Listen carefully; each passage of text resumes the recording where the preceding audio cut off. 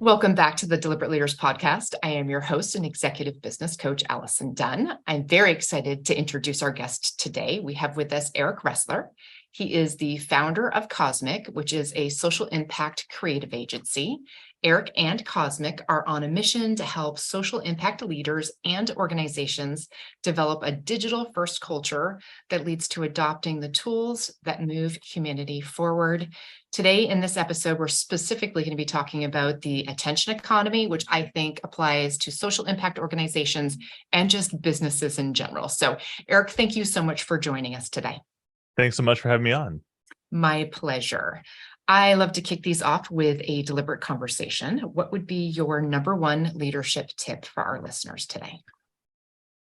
We abide by a principle called Kaizen, which is a Japanese business philosophy. It sounds like you're familiar with it. We have integrated that into our strategy for quite a while at this point. And I would say that although there's many different tips that I could outline, that's the one that's most core to our approach to doing business and my approach as a leader. And just to outline it briefly, it means continuous improvement, but it especially means allowing anyone at any level of the team to have the ability to make strategic decisions or present strategic ideas around how the overall process could be improved, and allowing space for everyone on the team to feel empowered to do so. And that really, to me, is kind of the core of the concept and what makes it either work or not. Yeah, I love that. One of the things, as a tip, one of the things that we talk about as a team and even just in my family is that continuous improvement, but winning at the right things, right? Yeah. So not continuous improvement in the wrong areas, but choosing the things that really move the needle forward. So fantastic tip. Thank you so much. So talking about things from the attention economy, why do so many social impact organizations struggle to find, grow, and maintain the necessary funding they need? So if I want to frame this from the side of the attention economy, it might be worth just kind of defining that for folks who maybe have heard the term but don't really know exactly what it means. And so really the way that I think about the attention economy is that the internet and technology has essentially allowed all of us, or almost all of us, limitless and free access to information. And so information used to be scarce, used to be privileged, and now it's become democratized, which is largely really great. However, there's some downsides to that too, which I think we're all starting to become more aware of. That information can be kind of used for as a force for nefarious goals versus only altruistic ones.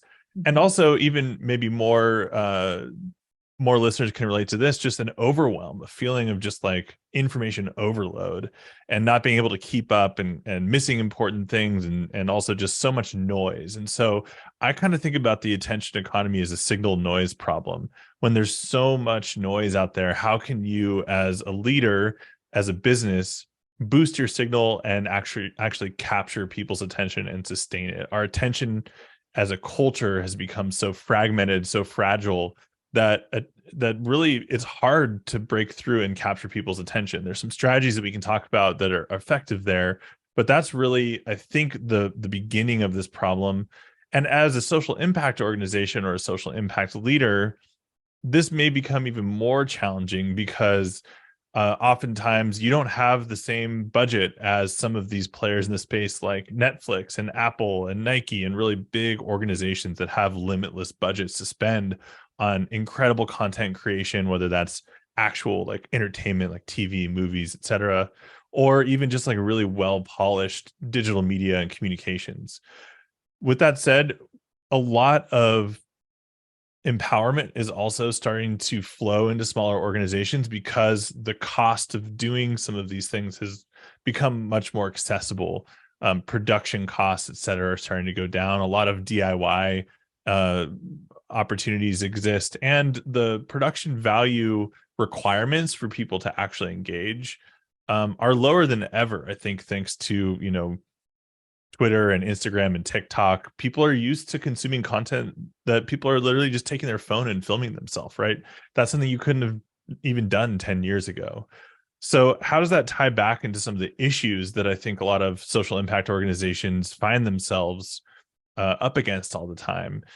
I think that if digital first culture is something that you can start to bring into your organization at a strategic level, not something that's thought of as an afterthought or something that you can like do if you have some extra budget lying around, which most social impact organizations don't typically just have extra budget lying around, then it can actually become an impact multiplier and really help grow and sustain funding, help break through into the attention economy, to build brand awareness, to inspire action at scale, and ultimately to help you move a little bit closer to your vision. I think that I understand what digital first means, but culture. With that said, can you give me an example that every organization, regardless of its social, like if you want to be digital first, what are the things that we constantly need to be making sure we're thinking about? So the way that I think about this is that when you're doing marketing or when you're trying to reach your audience, if we want to kind of use that terminology, you're basically building a machine, a digital machine, especially because so many of our conversations and so much of the information and the way that we communicate these days happens through digital channels, whether that's email or social channels or digital platforms or communities, whatever it is. And this machine that you're building, if you think about it as a flywheel, the website really is the hub of that flywheel. It's the thing that everything else attaches to and is powered by. And so the website is the home base. And as much as a lot of conversation and a lot of interaction happens through some of these communication platforms and channels, ultimately we want to be driving people back to the website where they can find other ways to engage. So as a leader, I would be thinking about, what is that machine like for us? How does that serve us? How does it move our organization forward against its goals? And are we producing content that is engaging and interactive and allows us to engage our audience in a way that is strategically aligned with our business goals? Or are we just pumping out content for the sake of pumping out content? Are we jumping on every new social network because that's where people are and we must be there too? So really getting a little bit more deliberate and intentional about it. I think when we start to think about the word culture, I think that starts to talk about behavior change and change management within the organization. Everything from who's responsible for overseeing this machine, this strategy, who's responsible for maintaining it, and is it built into the core operations of your business beyond just being siloed off to someone's second or third job, or siloed off even to a marketing department with many people, but it's not integrated into the overall strategic decision making at the organizational level. I think that's where you start to see a cultural shift. And ultimately, it's everyone's responsibility to participate in design and marketing and branding at some level or another, whether that's literally overseeing it or running it, or contributing or proposing ideas around what opportunities there are for content or for marketing. That was a great description of it. And just, just speaking from my organization, which I feel like we're very digital culture first, it's still a challenge every day of making sure that we're including that in our decision-making process, even though I'd say it's the hub of our business in so many ways. So cool. Thank you for describing that. You have something that's called the starvation cycle. Can you explain what that is and how an organization can break out of that? Yeah, this is a term that comes out of the nonprofit world. And I think the shortest way to kind of describe it is that when nonprofit organizations, I think this applies to business too, or social enterprises or B Corps as well. But when nonprofits specifically are underfunded, and there's many reasons why that happens, and we can kind of get into some of those reasons if you'd like, you start to develop as people within that organization, and ultimately as an organization as a whole, this kind of this mindset of lacking, right? Of not having enough, of not having the right budget. And it's not, I don't mean that in a derogatory way. It's just a natural reaction to being under resourced, right? Is that you start to make bad decisions. You start to make decisions that are, focused on short-term needs versus longer-term goals. And it's a self-perpetuating cycle, because then you're not able to invest in the things that you need to be a sustainable organization, like investing in the right people at the right pay rates, being able to invest in infrastructure, whether that's tools and machines or digital infrastructure for a digital first culture. And so you're kind of running around putting out fires, like getting the day-to-day work done, but you're kind of spinning in place as an organization because you don't have the fuel that you need to actually grow.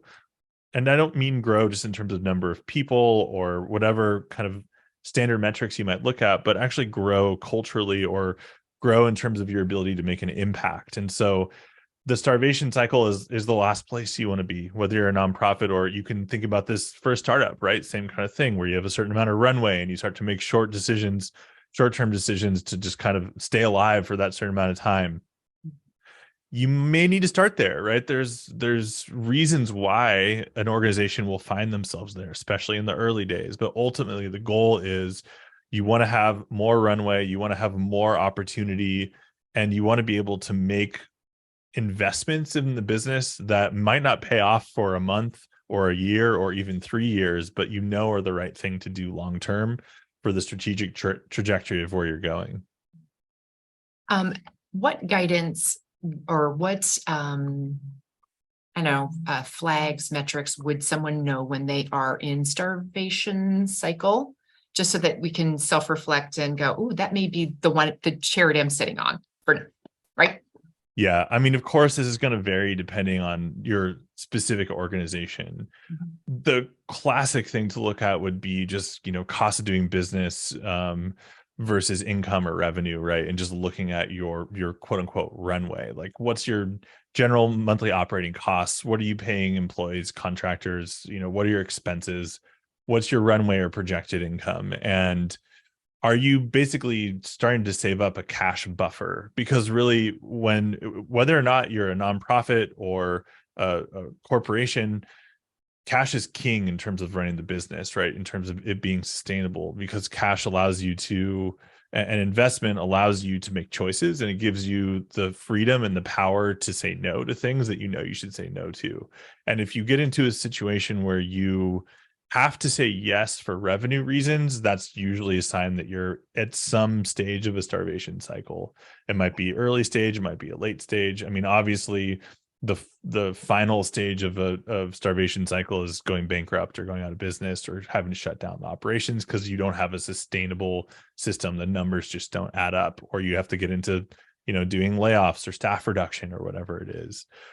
So that's the first place to look. But what I would say is that the near enemy of that is being financially okay, but being culturally stuck in that mindset. And that's pretty common too, is like in some situations, let's say because of early days of the pandemic, when the whole economy was really shaky and strange and everyone was trying to figure out what was going on and kind of hunkering down. Maybe your organization was forced into that kind of mindset because of just the implications of where the culture was. But then you got through it, you bounced back, things were kind of back to normal. But in a sense, like, you're still stuck there mentally, either as an individual at the organization or culturally at the organizational level. The way you make decisions, the way that you plan and strategize are kind of stuck in that kind of survival mode instead of more of a long-term thinking mode. What do you see as the future of charitable social impact type of organizations? What do they need to be thinking about today in order to ultimately survive? So I think, from my perspective, really starting to think of themselves not necessarily as just a charity or even just a social impact organization, but that they need to also think and act more like a digital media company, because so much of communication and so much of making change these days happens through these digital channels. And the way that we communicate through those digital channels is by producing media in one form or another. And at the end of the day, media is really just another term that means ideas in different formats, right? Whether that's visual or written or some kind of combination. And I think that a lot of intention and hard work and strategic planning goes into more operational or program focused work in this realm. And that is obviously critically important. And I think culturally, nonprofits have been forced into this starvation cycle, but also this kind of like this sense of not having enough resources or making sure that every dollar spent is going directly to program work. And I think that that is actually a fallacy, because just like a normal business, nonprofits, B Corp, social enterprises, businesses that exist to move humanity forward as their primary focus, they need overhead too. They need the ability to have investment. They need to be sustainable as well.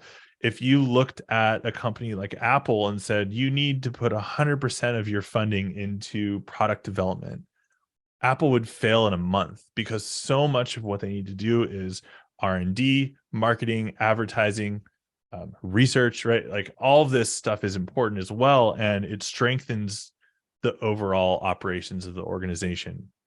Now, of course, the flip side of that wouldn't be good either, right? If you spun up a Right. nonprofit or a B Corp and said, we're going to put 90% of our money into marketing and only 10% of our money is going to go into, program development or like boots on the ground operations, well, that's probably not a good balance either. So I think really at the end of the day, this ability for these organizations to spin up these media arms within their organization, thinking and acting like that, is going to really empower them to build brand awareness, to get more people in their community inspired, activated, actually taking action. And that will grow funding, that will help them get out of the starvation cycle. And ultimately, it allows them to make a bigger impact on the mission that they're working towards. Awesome. You've kind of brought up my two different questions, but that one answer did. Why should social impact organizations concern themselves with their brand when it seems like there are more important things to focus on? Yeah, it's funny in the social impact space, this kind of the word brand, although it's growing and in terms of acceptance, has traditionally been thought of as like, wait, isn't that something just for, corporations or like B2C or B2B brands? And I think that we're starting to see a little bit of a sea change there as more leaders and experts from the branding world and the digital world are moving into social impact in an effort to bring more purpose into their lives. They're bringing with them expertise and learnings from the corporate sector. And one thing I will say, having gone through the transition of doing more corporate work into social impact work, is that you can't just copy and paste the playbook from B2B or B2C work into social impact and have it work. With that said, there are some best practices and fundamentals that do transfer. I think branding is one of them, and this concept of investing in and caring about brand building is I think one of those cases. And I think the reason why it's important and helpful for these organizations to think about their organization as a brand is because when you start to think about it from that mindset, you start to see all of the ways that that branches out into how you should think and act in other choices. Mhm. So everything from brand reputation to brand awareness to actually having a brand at all. And by brand maybe is worth defining because it's used so, in so many different ways these days. A lot of times people think of the brand as like it's the logo or it's the colors or it's the voice of the organization. And it's really all of those things. But at the end of the day, I think it's probably most important that there's a strong brand promise and set of values that an organization works towards. And then there are real world actions and habits that reinforce those values.